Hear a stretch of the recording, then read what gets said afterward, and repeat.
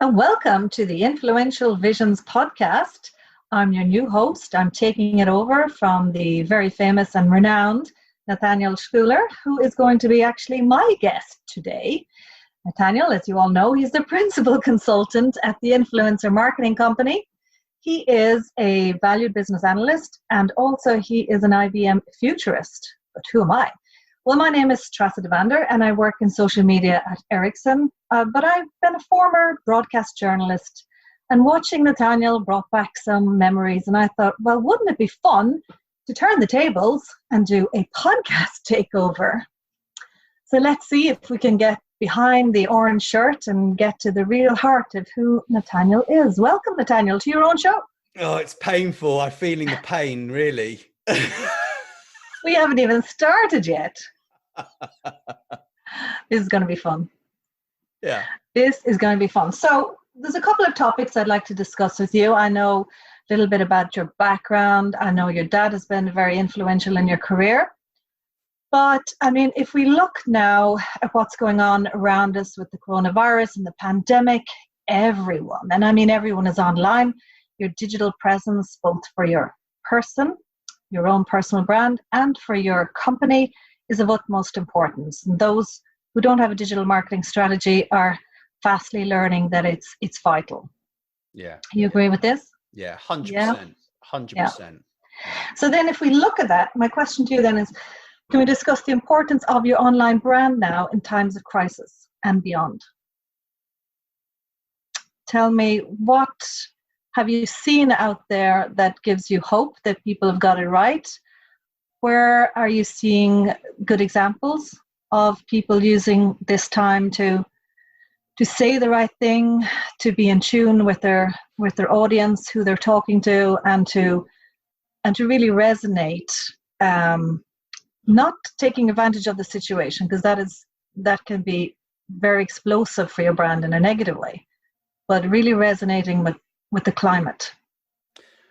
Well, I think there are a lot of good examples of this right now. I think that it's really tough for a lot of people, and lots and lots of people are losing their jobs, and they're losing their businesses probably. But look, let's be realistic about this, right?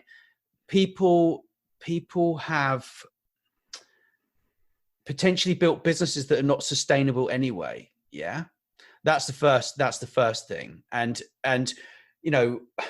whilst we who sit here with our screens and we work online, there are plenty of businesses that are going to be successful and they're going to evolve, right? So having a personal brand and a business brand is a time-honored process. I mean, this has gone back a very, very long time. And all the successful people within each industry, right, have got amazing personal brands. And if you just look at Nelson Mandela, you look at his personal brand, yeah, that was just his personal brand was amazing, yeah. And that's just one example, right? But a lot of these people, they haven't actually designed their personal brand. And it is possible now. I know a lot of people who do brand marketing, as in marketing for businesses, don't like the fact that people like me know about how to position a person as a brand.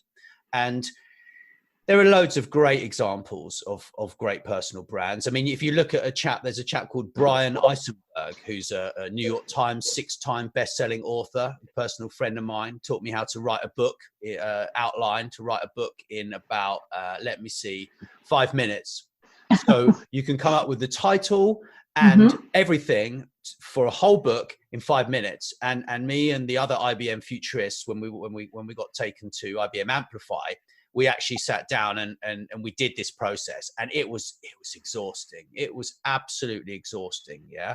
And there are loads of great examples. If you look at him, you look at, it depends on what industry you're looking at, because each industry has experts that everyone looks up to, and they look at them and they bite their nails and they think, oh, and when you're not an expert and you're not actually that knowledgeable about specific topics within a certain industry, don't be afraid to just say, I'm just learning about that, right? Like, because this is the biggest problem is when people perhaps change industries, they're scared of changing industries, right? And that will damage your mindset. And mindset is really, really important right now.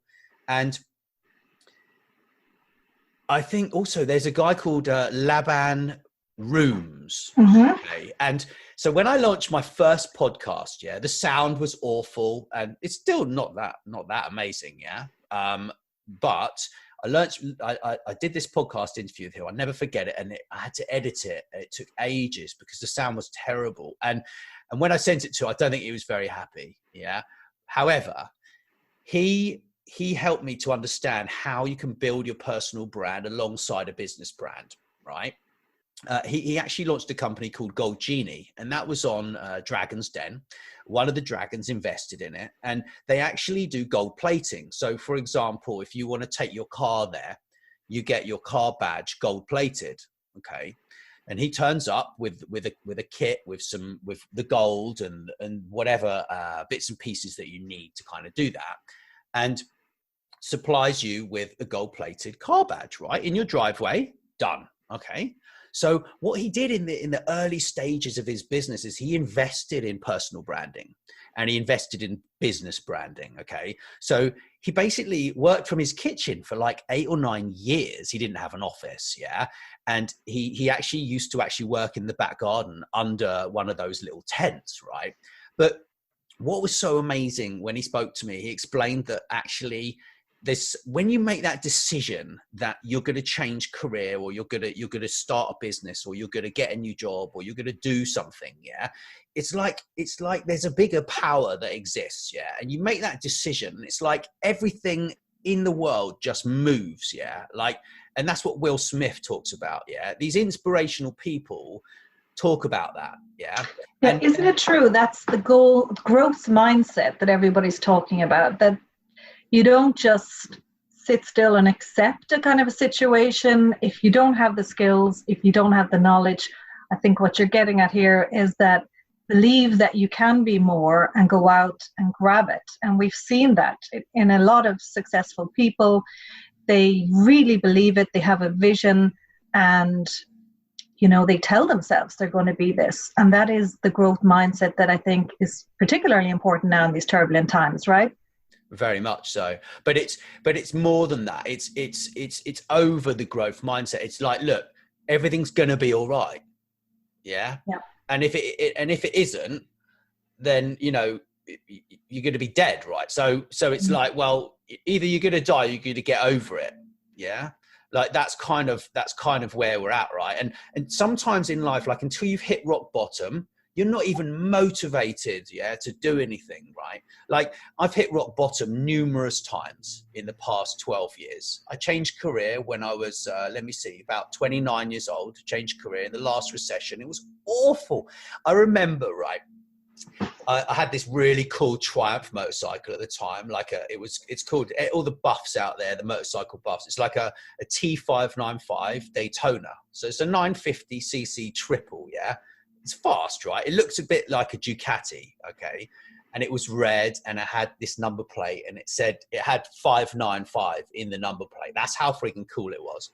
So, and I rode this thing to the job center, And I remember that point, I can't remember how much money I was getting from the job center, but it wasn't a lot.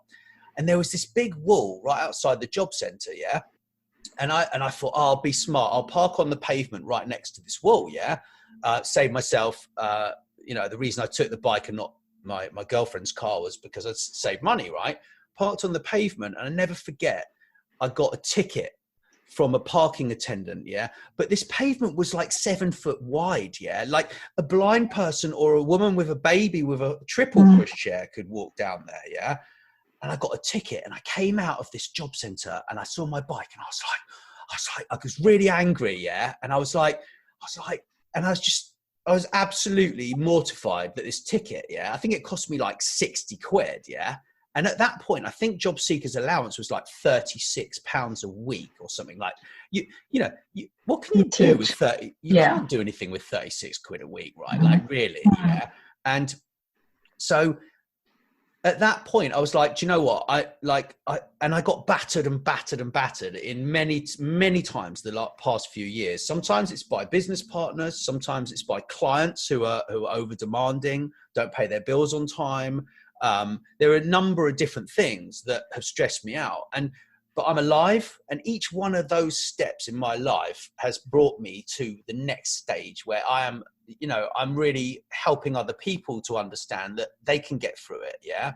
And, like I interviewed Mike Tobin yesterday, who's just phenomenal character. He went to the South Pole to an expedition last January, just gone. Yeah.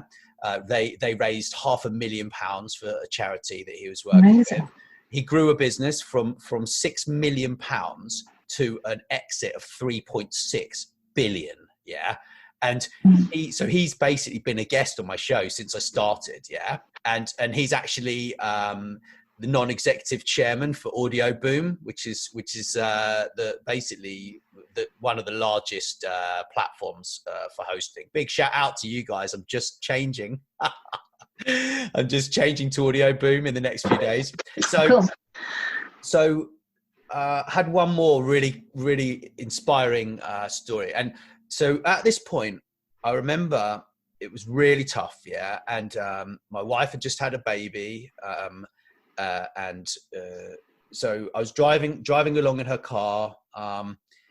And I basically, one of my friends used to run a cider company. And he flashed me in his van, and he pulled me over, and he asked me, he said, oh, a very posh chap called James Lane, lovely character. This gospel green cider is what he makes. And it's a localized bottle fermented cider, like in a champagne style bottle, right?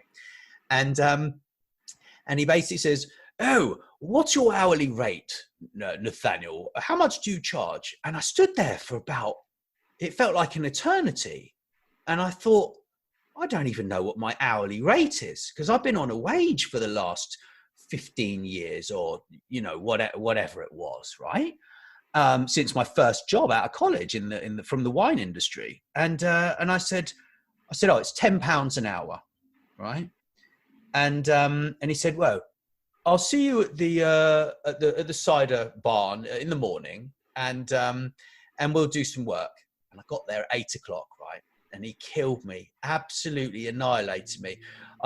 Because I was pulling this handle on this machine. So when you ferment cider, it has a secondary fermentation in the bottle. So what you have to do is you have to take the plastic cap out after you've turned the bottle upside down, and all of the muck from the yeast and dead sugar has dropped to the bottom.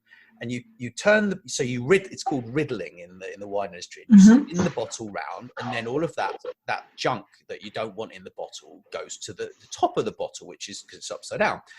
And what happens is then you take the plastic cork out and you top it up with something which could be sweet, it could be a black currant, or it could be something to change the flavor of the whatever drink you're making. Yeah. So I was standing there, and he had 1950s or 40s machinery, right? This is machinery it's not going anywhere. Yeah. But you have to pull the handle, right? So I never forget it. He was taking these stoppers off, and all of the junk was flying out. And then he's passed me this bottle after he's topped it up. And then I put the cork in, pull the handle, and then the cork is compressed and it goes into the top of the bottle. Yeah. Then I pass it over to the next machine, which puts the cap on, which spins round and pulls all of the metal together, and it compresses this cork. It compresses the foil that goes on the top of that. So I woke up after the first day. It was murder, absolute murder. And I was like, my back hurt, because you're pulling the handle with one hand, which is you've had a desk job. You're not used to this, right? So that's what I did. And then I went the next day to work for him, and it was murder, moving these boxes and all this stuff. But do you know what though? The point of that story, is I was just going to ask you, what is your point to people today who may find themselves unemployed, who may find themselves down and out over the current situation? Take whatever job you're offered. Okay. And the reason you need to take that job, yeah, is because you need to boost your self-esteem. Yeah. You're sitting there, you've been made redundant, you've lost your business. Yeah. You need to take whatever there is, and you need to build your self-esteem, because without your self-esteem, yeah, you can build a personal brand all you want. Yeah. You will feel inside like you don't know anything, like you're a failure. Yeah. Until you move beyond that feeling of being a failure. Yeah. And helpless. Yeah. Helpless. Right. You're not going to be able to build this brand, which is going to take everything to the next level. Everything. And there is actually a name for that. I think it's called the imposter syndrome, and it impacts absolutely everyone, not just somebody changing their career or doing a pivot to something they've never done before. Yeah. So everybody suffers from it. So that's a good point to remind people that it is something that everybody suffers, gets through. You get some experience behind your belt, and then you move on. So back to the topic of today.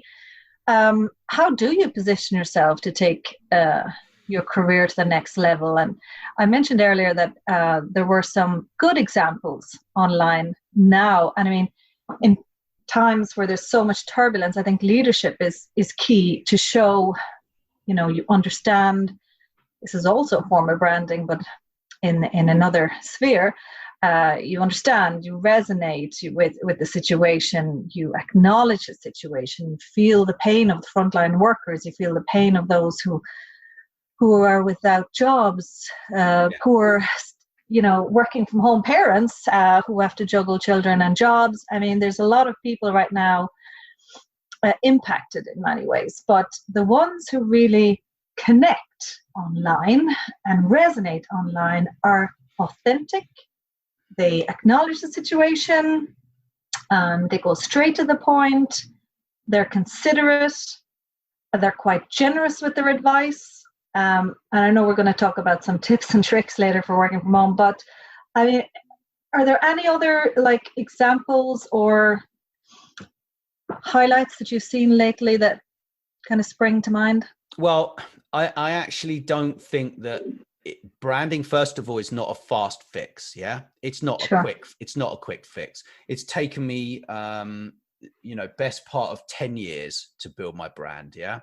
And along that journey, I've positioned it and repositioned it and changed it slightly to appeal to just the right people. For me, it's a very laser targeted approach. Yeah.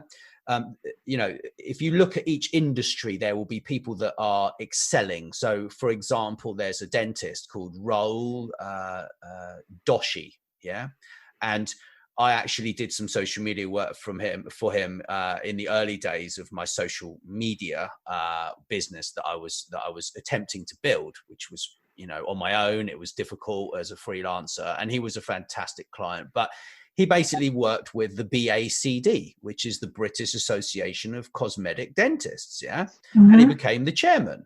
So you can first of all, you can create one of these trade bodies. You can go and you can work within a trade body. You can offer your services for free within that trade body. You can create create a blog. You can create a podcast. Yeah.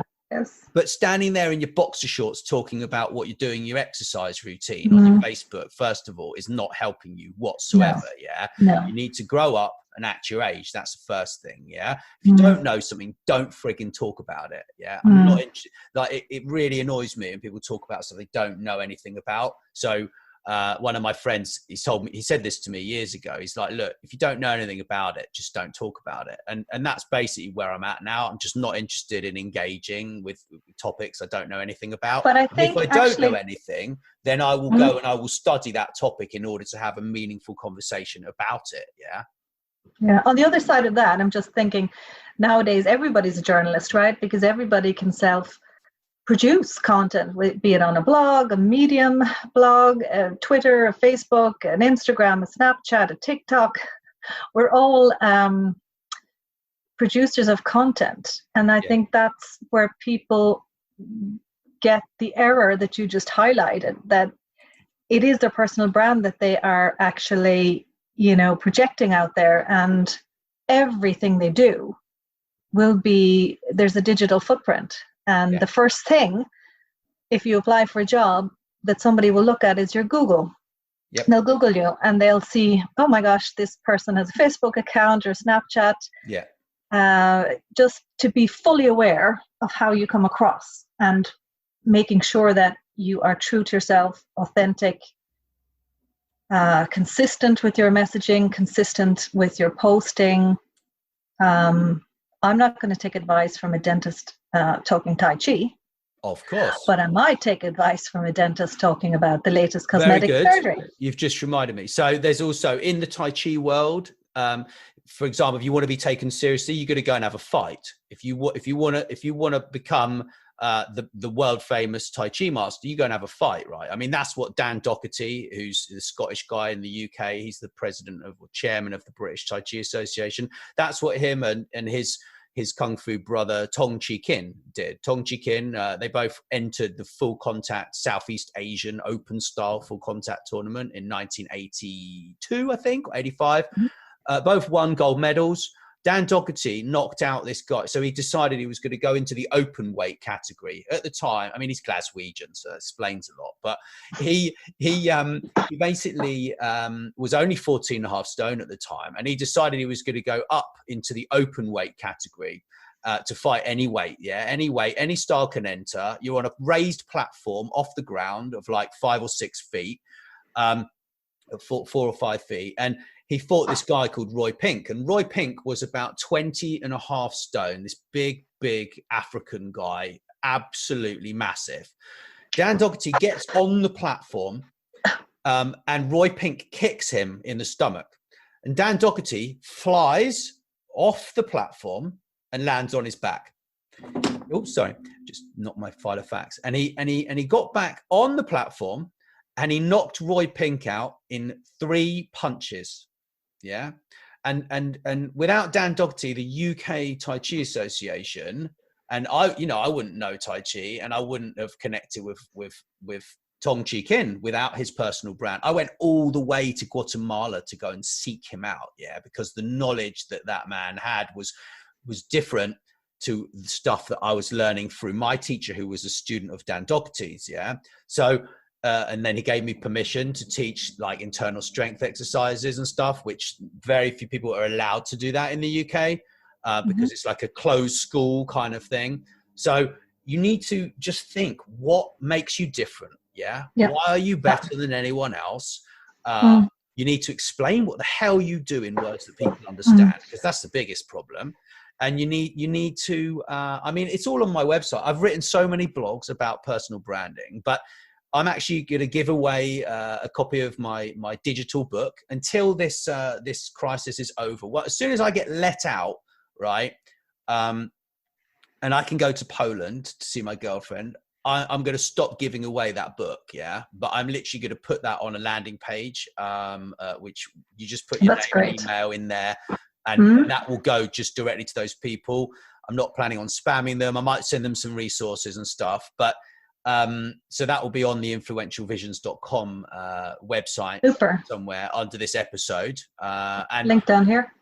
Yeah, and I'll drop the link most definitely. But you know, I mean, I think the next topic we could talk about another time, actually, if you like, because I know you're pressed for time. Up to you if you think you can fit it in. Tips and tricks for working from home. Number 1. Yep. Get up as if you are going to work. Get dressed. It's psychologically, it's very important. Otherwise, you're in your pajamas and you just don't feel like it's a work day. Number 2, schedule breaks. Very important. I've put them in my calendar. And try and take those breaks with some colleagues because they also need a bit of cheering up. Number 3, get outside. For those of you who can, I know there's some restrictions, but fresh air is so important, even just to walk around your house and change, go for a cycle, just change the vision. There's some of mine. Do you have any to add? Posture. Get your setup, your desk properly. If you're not used to, well, I'm not having a go at you, because we're trying to be the right distance from the screen and whatever, but I mean, I think first of all, get your laptop set up so it's on, so it's at the right height for you. Ergonomics. Ideally get a screen or two. I mean, I've got a desktop machine because I need extra computing power. Yeah, I was just sick of the slow, rubbish laptop. So my buddy Eric built me this machine. It's ridiculous. Yeah. So there's a meme going around actually that, men working from home, they have the 3 screens, they have the loudest, biggest, widest keyboard, they have the latest digit. What mouse, are you saying whatever. about my keyboard? I'm sorry. Nothing. I'm seeing your screens and it's making me laugh. And then the women are sitting on a couch with their legs folded and a cup of tea with the smallest computer. Drink plenty of water. Yes. If you're depressed and you're stressed and you're worried, take a break, take some exercise, sit, meditate, read the Bible, whatever thing that you do that helps you calm down. Take a bath. But not with the computer though. No.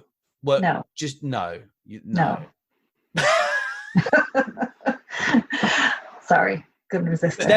There are absolutely loads. I mean, we could, yes. I've done a few episodes, I think probably 4 or 5 days ago, I did one a bit about working from home, but the tips that you provided as well, I mean, people are going to get a lot of value, I think, most definitely from listening to this. And there's loads actually online. There's a lot of people sharing their advice right now, which again is great personal branding. So if you're in that space, be sure to check it out. How to work from home if you haven't before. Thank you. Well, I suppose I'm wrapping up now because I'm the lead podcaster here. So I'd like to thank my guest, Nathaniel Schooler, and the Influential Visions podcast. It's been a pleasure. It's been fun getting a little bit behind the scenes and into the thought process that, creates you and your growth mindset and positioning for the future. So thanks for sharing that with us. Thank you. You've been absolutely brilliant. It's super. Thanks for listening. Please make sure you share this episode with your friends and business connections too. And don't forget to drop us a review wherever you listen. Thank you.